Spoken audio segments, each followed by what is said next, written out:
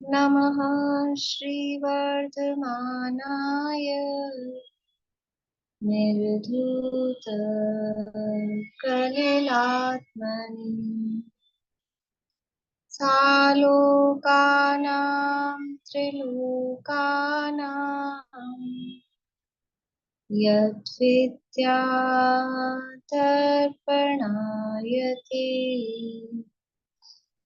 यद्विद्यादर्पणायते सकल पाप मल प्रक्षालक श्रीवर्धमान को करुण मन लोकालोक प्रकाशित करना जिनकी विद्या है दर्पण जिनकी विद्या है दर्पण।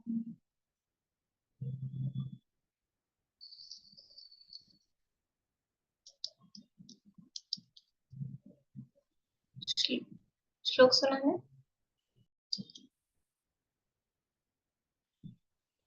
रत्नकर्ण शावकाचार नामक की ग्रंथ है, आचार्य समंतभद्र स्वामी द्वारा रचित। इसके अंतर्गत चतुर्थ गुणव्रत अधिकार यहाँ अपना चल रहा है। जो अणुव्रत हैं उन अणुव्रतों में और अधिक जो वृद्धि करे, गुणाकार रूप से वृद्धि करे, उन्हें गुणव्रत कहते हैं। और ये गुणव्रत यहाँ तीन बताए गए हैं। कौन कौन से तीन गुणव्रत बताए गए हैं?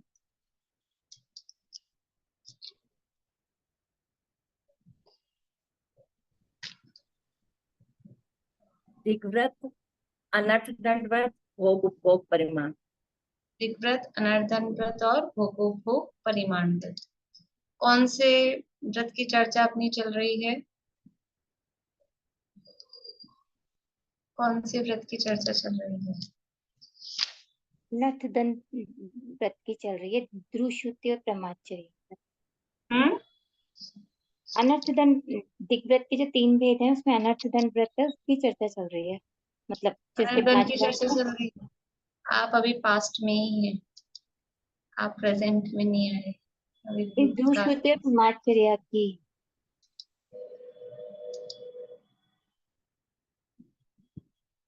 भोगोपभोग परिणाम व्रत की। भोगोपभोग परिमाण का श्लोक प्रारंभ हो गया था अपना।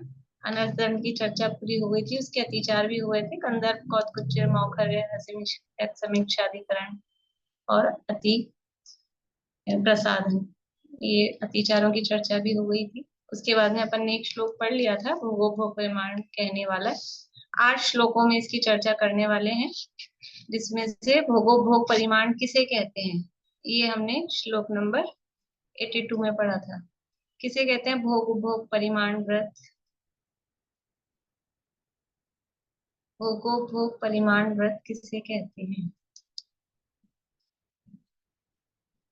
5 विषयों से जो भोग सामग्री भोगी जा रही है उसको और सीमाकरण करना, मर्यादित करना, वो भोगोपभोग परिमाण व्रत के अंतर्गत। हाँ, पंचेंद्रिय के विषय भोग की जो सामग्री है उसमें और आसक्ति कम करके उस सामग्री को और मर्यादित करना, उसमें और कमी करना, वो भोगोपभोग परिमाण नाम का व्रत कहलाता है। अब भोग क्या है और उपभोग क्या है, उनका लक्षण श्लोक द्वारा कहते हैं। श्लोक नंबर है 83, 83 नंबर का श्लोक है, पेज नंबर 137, 137, रत्नकर्ण शावकाचार। श्लोक बोलती हूँ, पीछे बोलिएगा समझ। भुक्त्वा परिहातव्यो भुक्त्वा परिहातव्यो भोगो भुक्त्वा पुनश्च भोक्तव्यः भोगो भुक्त्वा पुनश्च भोक्तव्यः उपभोगो शनवसन उपभोगोशनवसन प्रभृतिः पंचेन्द्रियो विषयः प्रवृत्तिः पंचेन्द्रियो विषयः भुक्त्वा परिहातव्यो भोगो भुक्त्वा पुनश्च भोक्तव्यः उपभोगोशन वसन प्रभृति पंचेन्द्रियो विषयः। भुक्त्वा परिहातव्यो भोगो भुक्त्वा पुनश्च भोक्तव्यः उपभोगोशनवसन प्रवृत्तिः पंचेन्द्रियो विषयः। भुक्त्वा, भुक्त्वा यानी भोग कर, परिहातव्यो, परिहातव्य है यानी छोड़ दिया, छोड़ देना, भोग कर छोड़ देना। भोगो भुक्त्वा पुनश्च भोक्तव्य, भोगो यानी वो जो भोग है, और भुक्त्वा यानी फिर से भोग करके, पुनः, पुनः यानी फिर से, भोक्तव्य है यानी भोगने योग्य, भोक्तव्य भोगने योग्य, तव्य जहाँ लगाते हैं योग्य के अर्थ में आता है, ज्ञातव्य जानने योग्य, कर्तव्य करने योग्य, तो भोक्तव्य भोगने योग्य। उपभोगो यानी उपभोग, अशन, ये इसमें साइलेंट एस जैसा बना है, ए है वो, अशन वसन प्रभृति, अशन यानी भोजन, वसन यानी वस्त्र, और प्रभृति यानी आदि करके इस तरह की जो चीजें हैं, भोजन, अशन यानी भोजन, वसन यानी वस्त्र, प्रभृति पंचेंद्रियो,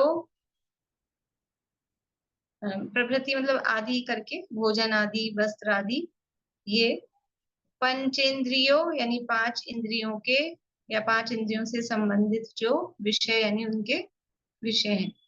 ये शब्द अर्थ हुआ है,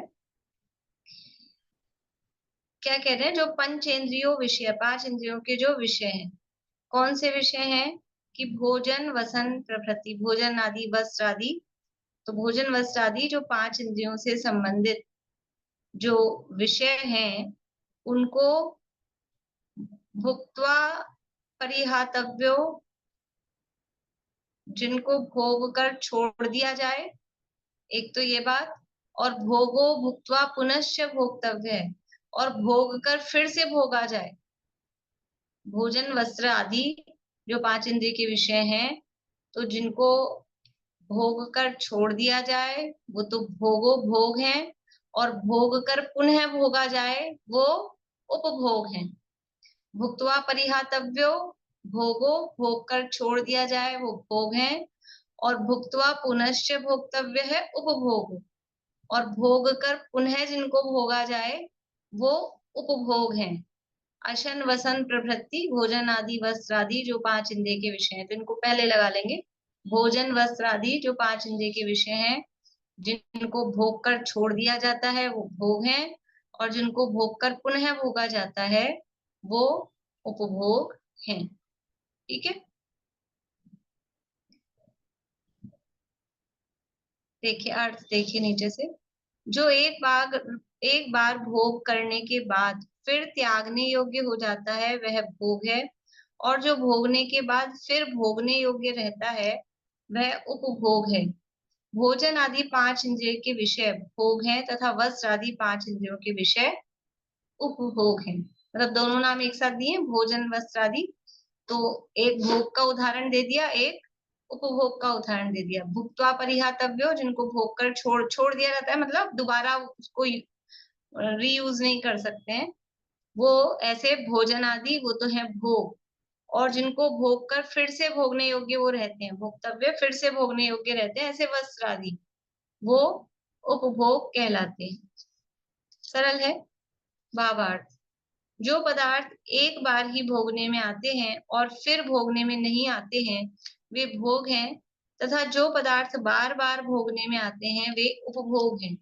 जैसे भोजन अनेक प्रकार का एक बार ही भोगने में आता है, कपूर चंदन आदि का विलेपन, पुष्पमाला इत्र फुलेल मेला कौतुक इंद्र मेला कौतुक इंद्रजाल आदि स्तवन के गीत शब्द आदि एक ही बार भोगने में आते हैं, वे पांच इंद्रियों के विषय भोग कहलाते हैं।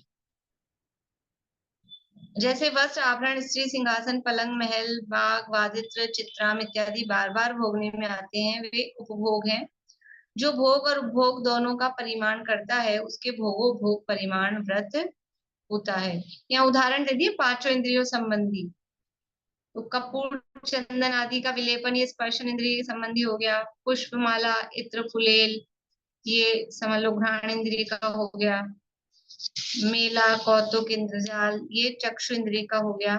इस वन के गीत शब्द आदि ये कर्ण इंद्रिय का हो गया। और ऊपर पहले जैसे से कहा था भोजन तो वो रसना इंद्रिय का हो गया। ये पांचों इंद्रियों के विषय एक बार ही भोगने में आते हैं। अभी देखो गीत इत्यादि ये जो इन्होंने लिखा है ना इसमें लग रहा है आपको गीत गाना एक ही बार भोगने में आता है कि बार बार में भोगते हैं हम तो।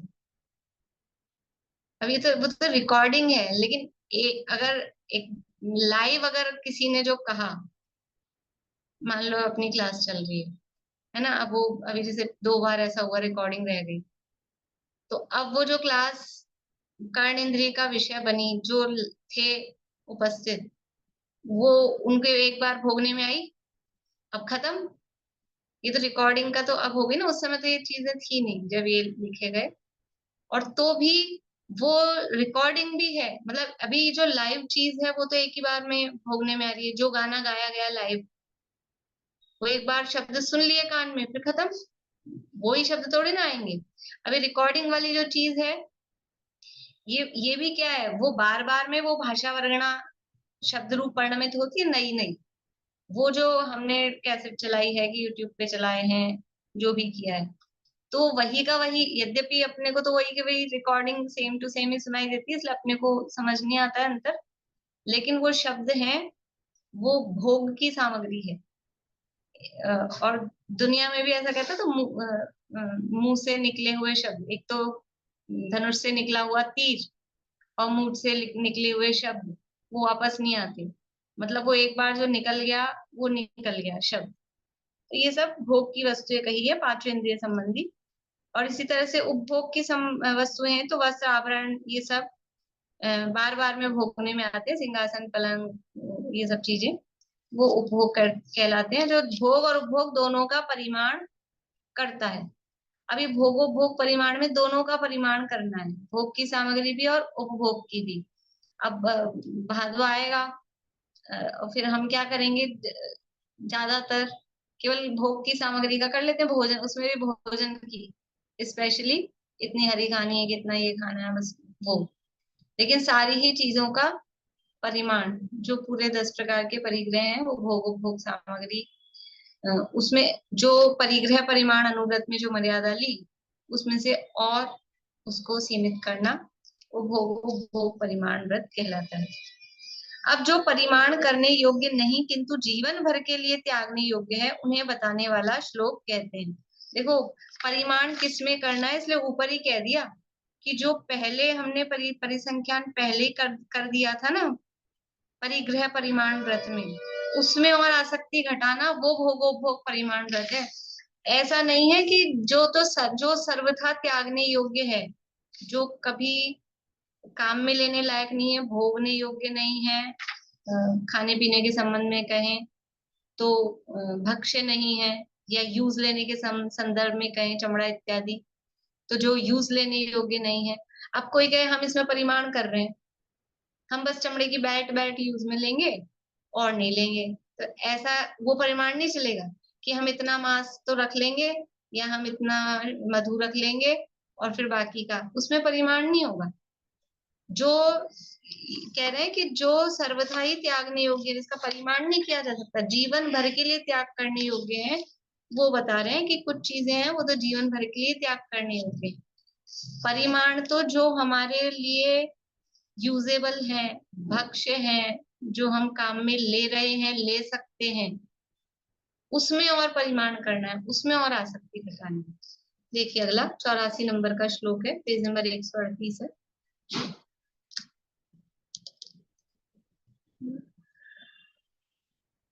श्लोक पीछे बोलेंगे उषा जी आप बोलिए।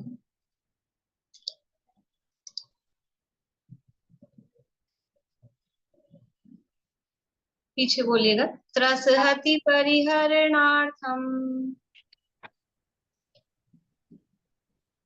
क्रमहति परिहर त्रसहति परिहरणार्थम त्रसहति परिहरणार्थम शौद्रम पिशितम प्रमाद परिहृतये श्रोत्रं पिशितं प्रमाद परिहृते शौद्रम पिशितम प्रमाद परिह्रियते श्रोत्रं पिशितं प्रमाद परिहर्यते मद्यम च वर्जनीयम मध्यम च वर्जनीयम् जिन चरणौ शरणमुपयाते जिन चरणौ शरणमुपयाते त्रसहति परिहरणार्थम शौद्रम त्रस पिशितम प्रमाद परिह्रियते मद्यम च वर्जनीयम जिन चरणौ शरणमुपयाते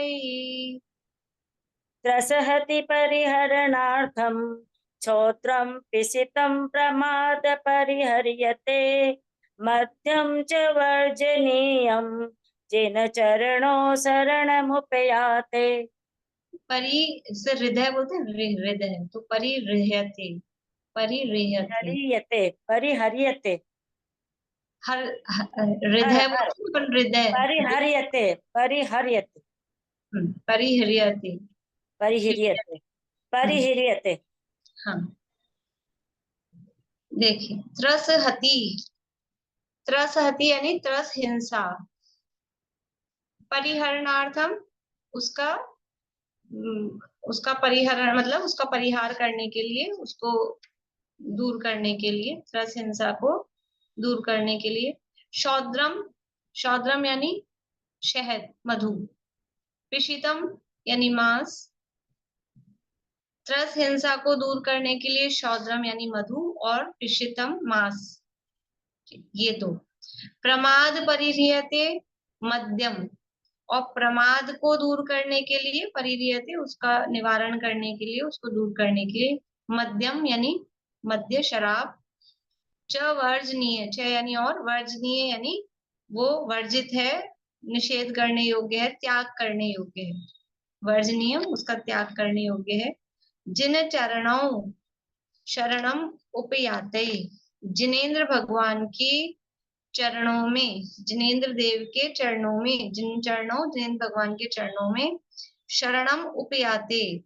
शरण को उपयाते यानी प्राप्त हुआ है यानी जो जिनेन्द्र भगवान के चरणों की शरण को प्राप्त हुआ है या जिसे जिनेन्द्र भगवान के चरणों की शरण प्राप्त हो गई है मतलब जो जिनेन्द्र भगवान का भक्त है सीधी सी बात कि जिनेन्द्र भगवान के चरणों की शरण में जो रहता है जिसको चरणों की शरण प्राप्त हो गई है उसे त्रस हिंसा का परिहार करने के लिए यानी त्रस हिंसा को दूर करने के लिए त्रस हिंसा से बचने के लिए शहद और मांस का और प्रमाद को दूर करने के लिए प्रमाद के त्याग के लिए शराब का भी त्याग करना चाहिए शराब को भी छोड़ देना चाहिए अवश्य त्याग करना मतलब ये तो सदा के लिए जो पीछे कहा था ना कि इनका परिमाण नहीं करना है ये तो सर्वथा ही हमेशा के लिए त्याग करने योग्य है वो यहाँ बताया देखिए अर्थ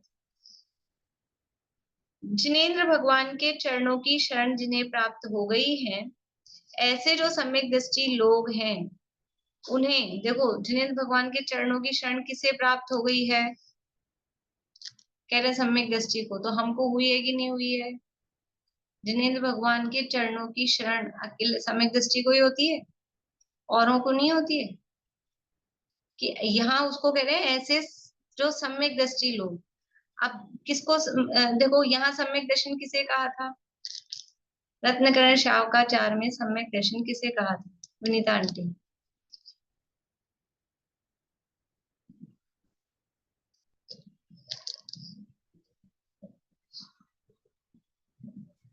दृष्टि ज्ञान वृत्तानि सम्यक दर्शन अच्छा अच्छा वही तो दर्शन ज्ञान चारित्र वाली है ना परिभाषा ये वाली तो सम्यक दर्शन ज्ञान चरित्राणि धर्मम धर्मेश्वरा विदु यदि प्रत्यनिकानि सम्यक दर्शनम सम्यक ये वाली याद रुकिए आपको आ नहीं रही याद तो है आपको देवशास्त्र गुरु की जिनको शरण है श्रद्धानम परमार्थानम माप्तागम तपोव्रताम त्रिमूढ़ापोढ़ मष्टांगम सम्यक दर्शन। मतलब जिनको देवदास गुरु की शरण सम्यक दर्शन किसे श्रद्धान कहा है। था? सच्चे देवशास गुरु का श्रद्धान, श्रद्धानम परमार्थानाम आप्तागम तपोव्रताम। तीन मूर्ता से रहित, वो तो रहित की बात है, लेकिन सच्चे देवशास गुरु के श्रद्धान को यहाँ सम्यक दर्शन का है। उस समय अपन ने बात की थी, आप लोगों को ध्यान हो। तत्वार्थ सूत्र में किसे सम्यक दर्शन कहा? तत्वार्थ सूत्र में किसे सम्यक दर्शन कहा है? तत्वार्थ श्रद्धानम सम्यक दर्शनम। तत्वार्थ श्रद्धानम सम्यक दर्शनम कहा है, और यहाँ देवशास गुरु का श्रद्धान सम्यक दर्शन कह रहे हैं। तो डिफरेंस क्या है? वैसे देवशास गुरु के श्रद्धान में तत्वों को गर्वित करते हैं, वहां अगर तत्व घटित होते हैं, तत्वों में देवशास गुरु घटित होते हैं, वो अलग बात है। लेकिन ये प्रकरण क्या है? अनुयोगों का अंतर है। ये जो अंतर है ना, वहां वो सिद्धांत की बात है, समलोद्रव्यान योग की बात है। यहाँ पर ये चरणान योग की बात है। तो चरणान योग में सम्यक दर्शन किसे कहते हैं? कि जो सच्चे देवशास गुरु को मानता है, श्रद्धान है, वो सम्यक दृष्टि है। तो जिनेंद्र भगवान के चरणों की शरण जिसे प्राप्त है, मतलब सच्चे देवशास गुरु का जो श्रद्धानी है, उन्हीं को मानता पूजता है, तो वो सम्यक दृष्टि है। वो यहाँ कह रहे हैं। देखो, मिथ्यात्व कितने प्रकार का होता है? यद्यपि ये बातें अपन पहले कर चुके हैं, लेकिन क्योंकि बहुत समय हो जाता है तो भूल जाते हैं आप लोग, इसलिए याद दिलाने के लिए वापस पूछ रही हूँ। मिथ्यात्व कितने प्रकार का होता है? 2 प्रकार का, ग्रहित और अग्रहित। ग्रहित और अग्रहित, ठीक है। मिथ्यात्व का अपोजिट क्या होता है? मिथ्यात्व का अपोजिट क्या होता है? बोलिए रेखा जी। श्रद्धान या देवगुरु धर्म पे। मिथ्यात्व का अपोजिट क्या होगा नीलम भाभी? ज्यादा सरल चीज में चक्कर खा जाते हैं तो। अरे बच्चों का प्रश्न है। पद्मा जी, मिथ्यात्व का अपोजिट क्या होता है? कांता आंटी बोलिए, कांता आंटी बता रही। मिथ्यात्व का अपोजिट तो विपरीत। सम्यक्त्व। मिथ्यात्व का अपोजिट सम्यक्त्व। आता था कि नहीं सबको? सबको आता था कि नहीं? मिथ्यात्व का अपोजिट है सम्यक्त्व। तो मिथ्यात्व 2 प्रकार का है, ग्रहित और अग्रहित। ग्रहित मिथ्यात्व मतलब खोटे देव गुरु धर्म आदि को मानना, खोटे देवी देवताओं को मानना, वो ग्रहित मिथ्यात्व है। तो वो ग्रहित मिथ्यात्व अगर छूटेगा, उसका अभाव होगा, तो उसका अपोजिट क्या होगा? ग्रहित मिथ्यात्व यदि छूटा, खोटे देवी देवताओं को मानना छूटा, तो उसके अपोजिट में कुछ होना चाहिए ना, तो उसका अपोजिट होगा सम्यक्त्व। और वो कौन सा? वो मिथ्यात्व है, तो ये सम्यक्त्व। अब वो व्यवहार मिथ्यात्व, ग्रहित मिथ्यात्व को व्यवहार से मिथ्यात्व कहते हैं। तो ये व्यवहार से सम्यक, खोटे देवशास गुरु को मानना पूजना छूटा, खोटे देवी देवताओं का मानना पूजना छोड़ा, सच्चे देवशास गुरु को ही मान पूज रहे हैं, तो ये व्यवहार से सम्यक्त्व है।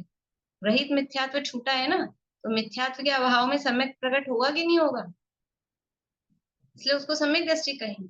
लेकिन अपेक्षा समझनी कि व्यवहार सम्यक, जो अनुयोग जो चल रहा है, जिस अनुयोग की बात चल रही है, उस हिसाब से इसको निश्चय में भी घटित कर सकते हैं कि वास्तव में जिनेंद्र भगवान के चरणों की शरण किसको प्राप्त होती है। जिनेंद्र भगवान का सच्चा भक्त कौन? कि उनके बताए हुए मार्ग पर चले, तो उन्होंने जैसे आत्मा का वस्तु का स्वरूप बताया है, वैसे वस्तु स्वरूप को स्वीकार करके उसका अनुभव करे, वही सच्चा उनका भक्त है। तो वो सम्यक दृष्टि होता है, उस हिसाब से भी घटित होता है। लेकिन अभी अपन स्थूल रूप से भी देखें तो जो सच्चे देवशास गुरु को मानते पूजते हैं, खोटी देवी देवताओं का श्रद्धान रंच मात्र भी नहीं है, पक्का श्रद्धान सच्चे देवशास गुरु का है, तो व्यवहार से वो सम्यक दृष्टि, वो जिनेंद्र भगवान के चरणों की, क्योंकि यहाँ व्यवहार की बात चल रही है, इसलिए यहाँ व्यवहार को ही बता रहे हैं। क्योंकि कोई कहे हम सम्यक दृष्टि तो है नहीं, हम मध्य मास मधु का सेवन करें, हमें आत्मा का अनुभव तो है नहीं, इसलिए यहाँ व्यवहार सम्यक को प्रदान कर रहे हैं कि अगर सच्चे देवशास गुरु को मानते पूजते हो, तो फिर मध्य मास मधु का सर्वथा हमेशा के लिए त्याग कर देना चाहिए। देखिए, जिनेंद्र भगवान के चरणों की शरण जिन्हें प्राप्त हो गई है, ऐसे जो सम्यक दृष्टि लोग हैं, उन्हें त्रस्त जीवों की हिंसा के परित्याग के लिए शौद्र अर्थात मधु तथा पिशित अर्थात मांस त्यागने योग्य ही है। प्रमाद अर्थात जो हित अहित में असावधानी है उसे छोड़ने के लिए मद्य का त्याग अवश्य करना चाहिए। ये सब पहले अपन पढ़ चुके हैं अपने अष्टमूल गुणों वाला जो तीसरे अध्याय के लास्ट में श्लोक आ गया था। मधु में शहद में क्या दोष है, मांस का तो स्पष्ट रूप से सबको पता ही है। शहद में भी बहुत त्रस्त जीवों की हिंसा होती है। और यहाँ मद्य यानी शराब के लिए केवल प्रमाद को दूर करने के लिए कहा है, लेकिन शराब में भी त्रस्त जीवों की हिंसा होती है। शराब जो बनती है वो त्रस्त जीवों की हिंसा से ही बनती है। बहुत दिनों तक सड़ाया गलाया जाता है और जहाँ बहुत दिनों तक उसको कोई भी चीज रखी रहेगी तो उसमें निश्चित रूप से त्रस्त जीव उत्पन्न होते हैं। तो त्रस्त जीवों की हिंसा के परिहार के लिए तीनों को ही, और प्रमाद के परिहार के लिए विशेष रूप से, क्योंकि जो मद्य का सेवन है, शराब का सेवन है, वो अपने हिताहित का विवेक भुला देता है। इसलिए इनका त्याग अवश्य करना चाहिए। भावार्थ, जो पुरुष नेन्द्र के चरणों की आज्ञा यानी वचनों के श्रद्धानी है, वे त्रस्त जीवों की हिंसा के त्याग के लिए मधु तथा मांस का त्याग करते ही हैं। प्रमाद जो अचेतपना, उसे त्यागने के लिए मदिरा का त्याग करते ही हैं। देखो बोल्ड में लिखा है आगे, जिसके मधु मांस मद्य का त्याग नहीं है वह जिन आज्ञा से परान्मुख है, जैनी नहीं है। नियम पूर्वक प्रतिज्ञा पूर्वक मध्य मांस मधु का त्याग, और खाली खाने का नहीं होता है, खाते तो नहीं है, लगाते भी हैं। शहद बहुत, क्योंकि शहद के लिए स्पेशली खाने में भी खाते भी हैं। जैनों को जिनको विवेक नहीं है वो खाने में खाते भी हैं, क्योंकि अब दुनिया में उसके गुण बताए जाते हैं, खुद खाते हैं, बच्चों को खिला देते हैं। लेकिन बहुत सारे जो भी बाजार की चीजें यदि यूज में ले रहे हैं खाने पीने की, तो उनमें भी डला होता है। और जो क्रीम व्रीम जो भी चीजें हैं, ये क्रीम और shampoo, hand wash, face wash, इनमें भी शहद का प्रयोग होता है। तो बहुत सावधानी से, बाजार की वस्तुएं खाने योग्य तो होती ही नहीं है, और जो ये साबुन शैम्पू जो भी यूज लेते हैं वो भी यूज लेने योग्य नहीं होते हैं, लेकिन यूज लेते हैं तो बहुत सावधानी से उनके इंग्रेडिएंट्स पढ़कर कि इसमें शहद तो नहीं है, लगाने योग्य भी नहीं है, किसी भी तरह से जैनों को छूने लायक नहीं है मद्य मांस मधु, किसी भी तरह से। जिसमें ये चीजें हैं वो काम में लेने योग्य नहीं, काम में लेने योग्य नहीं है। अकेला खाना नहीं, जैसे हम बोल रहे थे बिना छना जल नहीं पिएंगे, ऐसा नहीं कहते। बिना छना जल काम न लेंगे। पीने में कितना पानी काम आता है? अकेले एक व्यक्ति का देखें तो दिन भर में ज्यादा से ज्यादा 2 जग, इससे ज्यादा कितना पीते हैं? 3 जग समझ लो कोई ज्यादा पी। और उसके अलावा नहाने धोने, हाथ धोने में, नहाने में, ब्रश करने में और सारे कामों में कितना कितना पानी, नल चलता ही रहता है, चलता ही रहता है। तो वो अनछना यूज ले लेंगे, उसमें नहीं लगता कि हम अनछना पानी यूज ले रहे हैं। बिना छना जल काम न लेंगे, किसी भी तरह से उपयोग नहीं करेंगे। ऐसे ही वो तो जल की बातें भी आएगी इसमें, जल की भी बात। यहाँ कह रहे हैं कि काम नहीं लेना है। मध्य मास मधु का त्याग करने योग्य है। अगर त्याग नहीं करते हैं, जिसके त्याग नहीं है, तो वो जिन आज्ञा से परान्मुख है। यदि नियम पूर्वक त्याग नहीं है तो अभी शाम को मंदिर जाएंगे, मंदिर जाकर प्रतिज्ञा पूर्वक भगवान के सामने मध्य मास मधु का त्याग करना चाहिए, कर देना चाहिए। नहीं तो हम जैन ही नहीं रहेंगे, ये अपने नाम के आगे जैन लगाने लायक नहीं है, ठीक है ना। इसलिए अवश्य ही इसका त्याग कर देना चाहिए। त्याग करने पर त्याग करना है और फिर उसको पालने के लिए सावधान रहना। फिर ऐसा नहीं हमको तो पता नहीं था, हमने तो रामदेव के बिस्किट खरीदे थे कि वो रामदेव के बिस्किट है तो रामदेव के शहद का त्याग थोड़ी ना है। वो तो नेचुरल कह के बताएंगे आपको, ऑर्गेनिक कह के बताएंगे, लेकिन उनके लिए तो वही चीजें नेचुरल और ऑर्गेनिक और फायदेमंद है ना। सावधानी खुद को रखनी पड़ती है, दूसरे की क्या गलती है? उसको तो प्रोडक्ट बेचना अपना, अपने को सावधानी रखनी पड़ेगी। त्यागने योग्य क्या है उन्हें कहने वाला श्लोक कहते हैं। अब और त्यागने योग्य क्या है वो यहाँ बता रहे हैं। पहले तो ये बता दिया, बात क्या चल रही है, परिमाण करना नहीं है इनका, इनको तो त्यागना ही है। बात चल रही है भोगोभोग परिमाण की, लेकिन ऐसा नहीं कि जो सर्वथा त्यागने योग्य है, जो खाने योग्य बिल्कुल भी नहीं है, उसका परिमाण कर दें। इसलिए अब ये चीजें यहाँ पर बताई जा रही है। श्लोक नंबर 85 और 86 एक साथ हैं, 2 श्लोक हैं, पढ़ते हैं। मीना चाची आप बोलिएगा बीच में।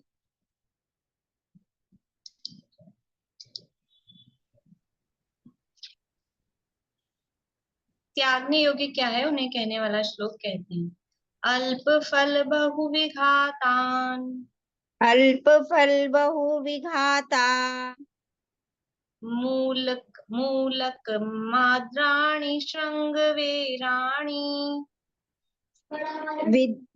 मूलक मार्द्राणि श्रृंगण वेराणि। देखिए ये अल्प फल, फिर बहु विघाता, फिर मूलकम मूलकम, आर्द्राणि। ये मूलकम अच्छा, है, मैं एक बार संधि विच्छेद बता दूं ताकि बोलने में सही रहे। हाँ।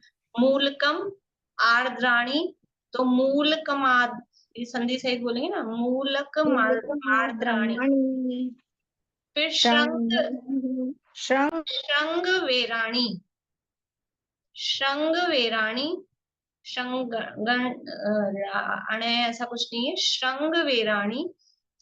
नवनीत निम्ब कुसुमम कैतकम इति एवं अवहेयत, कैतकम इति एवं अवहेयत। अब यहाँ अवहेयत है और दूसरे जो ग्रंथ है उनमें अवहेयम भी छपा है, तो जो भी हो अवहेयत या अवहेयम दोनों देख लेंगे। फिर है यद अनिष्टम, यद यत अनिष्टम, तो यद अनिष्टम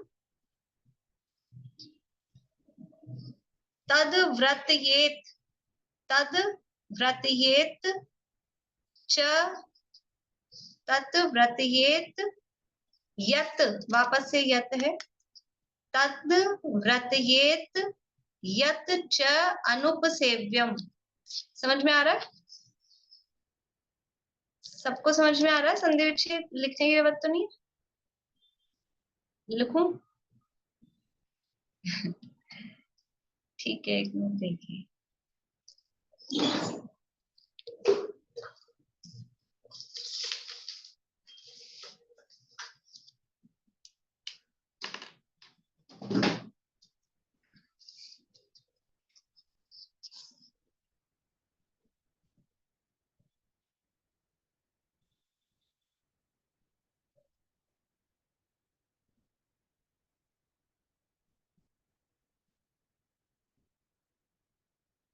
ये आधा ही लिखा है, इसको समझ लेना पूरा, या फिर पूरा ही कर दो।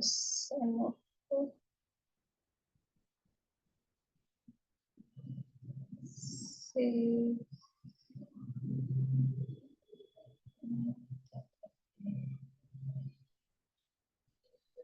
ये है तत्, फिर व्रतयेत, फिर यत, फिर च, फिर अनुपसेव्यम, फिर एतद, फिर अपि।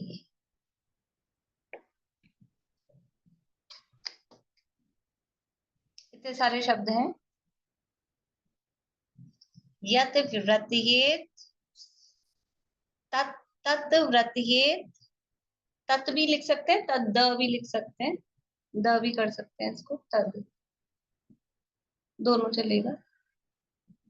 तद व्रतयेत यत, ये तद व्रतयेत, फिर इसमें ये आधा त और ये आधा त नहीं, ये वाला आधा त और ये य, व्रतयेत और य, तो ये य यहाँ दिख रहा है। फिर ये वाला आधा त और ये च, ये वाले आधे त का तो ये च बन गया, और ये पूरा च यहाँ पर है, और ये अनुपसेव्य का अ इस च में जुड़ गया, चा। ठीक है,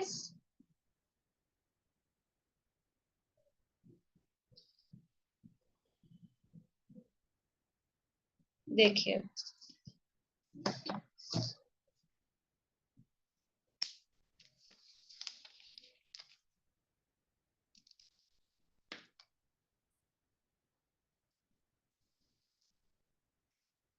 तो ये हो गया यत् तद्व्रतीयेत यच्च अनुपसेव्यम एतदपि जय्यात् अभिसन्धिकृता विरतिः विषयात् योग्यात् व्रतम भवति। ठीक है, अब बुलवाती हूँ।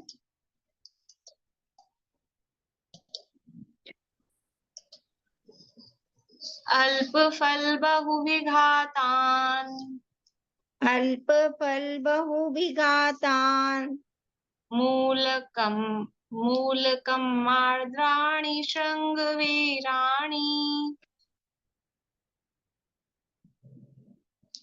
म्यूट हो गए मीना चाची आप।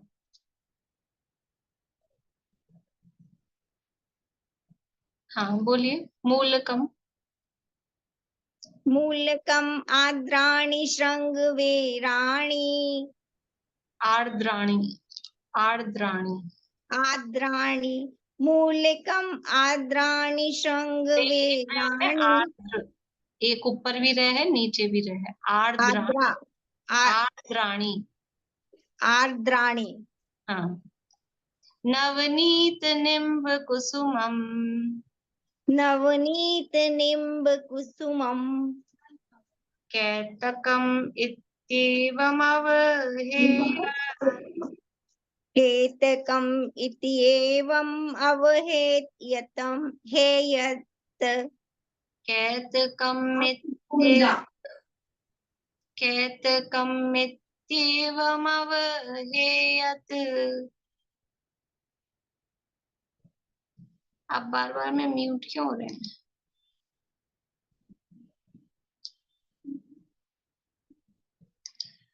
चलिए रेणु जी आप बोलिए। हाँ अल्प फल हाँ बोलिए।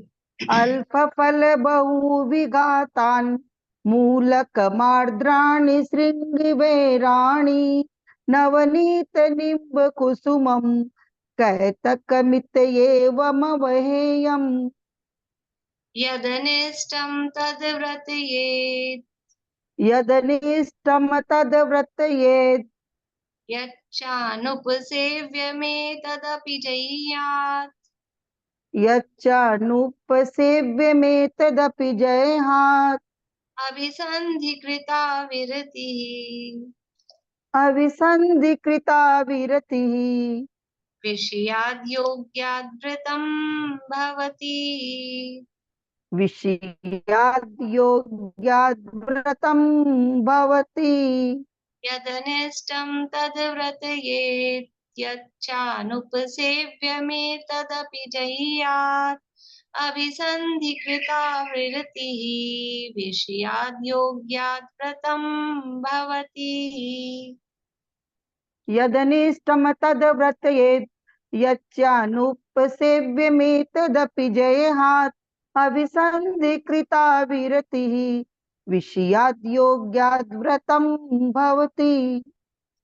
देखिए अल्प फल मतलब जो जिसमें फल तो कम मिले और बहुविघातान बहुत हिंसा हो। बहुत विघात मतलब हिंसा, जीवों की हिंसा ज्यादा हो, यानी अपना प्रयोजन तो कम सिद्ध हो, अपने को चीज तो कम मिले, चीज मतलब जो भी है, और हिंसा ज्यादा हो। अल्प फल बहुविघातात, और विघातात है शब्द। फिर मूलकम आर्द्राणि, अल्प फल बहुविघातात मूलकम, मूलकम यानी मूली, आर्द्राणि यानी जो सचित्त हैं। आर्द्र आर्द्र शब्द गीलापन के अर्थ में आता है, तो जहां सचित्त हैं वो आर्द्राणि। श्रृंगवेराणि, श्रृंगवेराणि इसका अर्थ किया है अदरक। श्रृंगवेराणि अदरक। और वैसे बेर वगैरह भी कर सकते हैं, झाड़ियों के फूल, बेर वगैरह, ये भी, पर अदरक भी इसका अर्थ किया है। नवनीत यानी मक्खन। निम्ब कुसुमम, नीम के फूल। केतकम इति एवं, केतक केतकी, केतकी के फूल। निम्ब कुसुमम, कुसुमम बीच में दिया है तो केतक यानी केतकी और केवड़ा भी उसके साथ लेना, केवड़ा केतकी के फूल, इति यानी इत्यादि, इति यानी ये इत्यादि, एवं ऐसी और जो भी वस्तुएं हैं, अवहेयम छोड़ देनी चाहिए, अवहेयम छोड़ने, अवहेयत यानी छोड़ दो या अवहेयम छोड़ देनी चाहिए या छोड़ता है। यद अनिष्टम, यद अनिष्टम यानी कि जो अनिष्ट है, जो यत यानी जो, अनिष्ट यानी अनिष्ट है, तत् व्रतयेत उसको, व्रतयेत यानी उसको, उसका व्रत लो, उसको छोड़ो, और यत यानी जो, अनुपसेव्यम जो अनुपसेव्य है, अनुपसेव्य यानी उपसेव्य और अनुपसेव्य उसका अपोजिट, तो जो सेवन करने के योग्य नहीं है, मतलब भले पुरुषों के काम में लेने योग्य नहीं है, वो कहलाती है अनुपसेव्य। जो अनिष्ट है और जो काम में लेने सेवन करने योग्य नहीं है, एतदपि अनुपसेव्यम, एतदपि वह भी, जह्यात यानी छोड़ो, अभिसंधि कृता, अभिसंधि यानी अभिप्राय पूर्वक, कृता यानी की गई, विरति यानी जो उसका त्याग है, उससे जो विरक्त हुआ है, विषयात यानी विषयों से, योग्यात यानी योग्य, योग्य विषयों से, वो व्रतम भवति वो व्रत कहलाता है। यानी जो अनिष्ट है और भले पुरुषों के सेवन करने योग्य नहीं है, भले ही वो विषय करने सेवन करने के योग्य हो, लेकिन ऐसे योग्य विषयों से भी जो अभिप्राय पूर्वक विरति यानी उनका त्याग किया जाता है, उसको भी व्रत कहते हैं। अभी अपन सामान्य अर्थ करते हैं। आपने जिन लोगों ने पहले कुछ पढ़ा हुआ है तो ख्याल में आ रहा है इसमें क्या बात कह रहे हैं? एक बार अर्थ पढ़ लेते हैं नीचे से, फिर बताइएगा। जिनके सेवन से अपना प्रयोजन रूप फल तो अल्प सिद्ध होता है, किंतु खाने से अनंत जीवों का घात होता है, ऐसे कंद मूल, अदरक, कांटेदार छोटी झाड़ियों के बेर, शंखवेर, कंद मूल, मक्खन, नीम के फूल, केतकी, केवड़ा के फूल, जिनमें अनंत जीवों का घात होता है, वे अनंत काय त्यागने योग्य ही हैं। जिनके एक शरीर में अनंत जीव हैं, वे अनंत काय हैं। जो अपने लिए अनिष्ट है उसका त्याग कर देना, जो सेवन योग्य नहीं, ऐसे अनुपसेव्यों का त्याग करना ही उचित है। यद्यपि अनिष्ट अनुपसेव्य के सेवन का कोई प्रयोजन ही नहीं है, तो भी अपने अभिप्राय से योग्य विषय का त्याग करना भी व्रत कहलाता है। ये भी अर्थ किया है अपन ने, और विशेष अर्थ अपन काफी टीका भी इसकी विस्तार से दी है, कल और इसका अर्थ देखेंगे। और अभी जो इसमें मैंने आपको पूछा, ख्याल में आया? रेणु जी बता रहे, बोलिए। मैम जो वो थे ना, जो पाप के नियम थे कि मतलब कम हिंसा करके भी और ना ज्यादा पाप, वो वाली बात बोल रहे हो? जो 6 पॉइंट थे, जो 6-7 पॉइंट थे, वो नहीं, अभक्ष्य के संदर्भ में है, बेसिक क्लास में पढ़े हैं। बोलिए सुनीता आंटी। जिनके मतलब अनंत, वो जिनका शरीर भी एक है, समान है, और जिनकी सांस भी समान है और काय भी समान है, ये मैं बोल रही हूँ अभक्ष्य के संदर्भ में, इतना क्लियर बोल दिया है। बोलिए भाई साहब। ये मूलकम आद्राणी जो लिखा है, हमें लगता है अदरक के संबंध में ये है, क्योंकि अदरक जो है वो सचित अगर है तो सेवन योग्य नहीं है, फिर सुखा के शॉर्ट बनाते हैं, तो ऐसा हो सकता है क्या? हाँ, मुझे भी वही लग रहा है, अदरक को उसमें लेना चाहिए। शृंगवेर का अर्थ झाड़ियों के शृंगवेर तो केवल जो है वही झाड़ियों के बेर है, लेकिन मैंने 2-3 तो मेरे पास थी, उनमें देखा तो शृंगवेरानी का अर्थ ही अदरक किया हुआ है, इसलिए वो थोड़ा और विशेष किसी से पूछ लेंगे अच्छा। कभी। कुछ जो है कंद के रूप में अभक्ष होते हैं, कुछ मूल के रूप में होते हैं, तो वो अलग अलग है। और कुछ कंदमूल ही मतलब है कि इनके यहाँ जैसा संप्रदाय में कंदमूल भक्षण के लिए योग कहा जाता है। तो सीधा ठीक। बोलिए अर्चना। अनिष्ट कारक और अनुपसेव्य ये अभक्ष्य में आते हैं कि मतलब जिनको खाने से अपने की मतलब तबीयत खराब होती है, जिससे कि हाँ तो एक शब्द में बताना है, एक शब्द में बताना है ये प्रकरण क्या है। बोलिए विनीता आंटी। हाँ जी, 5 उदंबर फलों का त्याग भी तो इसी में आएगा। अरे अरे अरे अरे, तो मैं ही बता देती हूँ, समय हो गया है। 5 प्रकार के अभक्ष्य पढ़े थे, त्रसघात, बहुघात, नशाकारक, अनिष्ट और अनुपसेव्य। ये 5 प्रकार के अभक्ष्य पढ़े थे। बेसिक मैंने ये भी कहा था, बेसिक क्लास में पढ़े हैं अभक्ष्य के संदर्भ में। तो वो 5 पहले वो बता दिया नशाकारक, और वो अभी यहाँ ये जो अनंतकाय वाली बात कही है ये बहुघात के संदर्भ में कही है। अनिष्ट और अनुपसेव्य कह ही दिया है। त्रसघात उसमें अगर समझ लेना, त्रसघात की भी बात ऊपर आ गई है ना उसमें, मध्य और मास के संदर्भ में। तो त्रसघात, बहुघात, नशाकारक, अनुपसेव्य, अनिष्ट, ये 5 प्रकार के अभक्ष्य होते हैं। तो 5 प्रकार के अभक्ष्यों की ही चर्चा यहाँ पर कर रहे हैं, और विशेष चर्चा कल करेंगे। अभी समय अपना हो गया है। ये तो